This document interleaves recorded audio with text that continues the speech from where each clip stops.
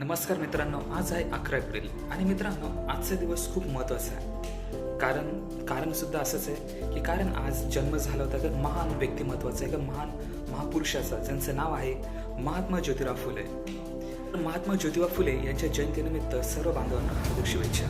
तर मित्रांनो, महात्मा ज्योतिबा फुले हे असं व्यक्तिमत्व होतं की त्यांनी फक्त इतिहास नाही घडवला, तर त्यांनी माणुसकीला नव्याने जन्म दिला.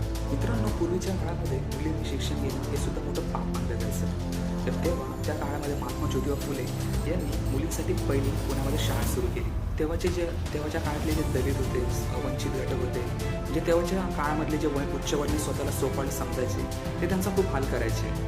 जे दलित समुदाय आहे, वंचित घटक आहेत, वंचित समुदाय आहे त्यांचा.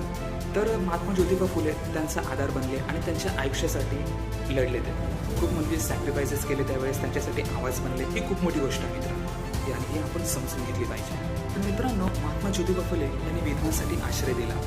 जे अनाथ होते त्यांना घर दिलं आणि जे शोषित घटक होते, जे शोषित लोक होते, त्यांचा आवाज बनवून ठामपणे उभं राहिले.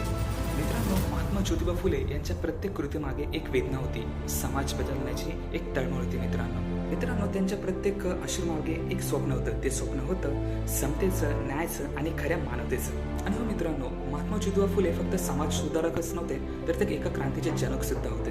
मित्रांनो, एक असं व्यक्तिमत्व ज्यांनी अंधारातही प्रकाश सुटला आणि तो प्रकाश आपल्या सर्वांच्या आयुष्यामध्ये पोहोचवला. आज जे आपण स्वातंत्र्य अनुभवतो, जे शिक्षण घेतो, त्यामध्ये त्यांचे खूप अथक प्रयत्न आहेत, संघर्ष आणि त्याग आहे. मित्रांनो, चला तर आज महात्मा ज्योतिबा फुले यांच्या कृतीतून आदर्श घेऊन आपण एक चांगला समाज घडवण्यासाठी प्रतिज्ञा घेऊया.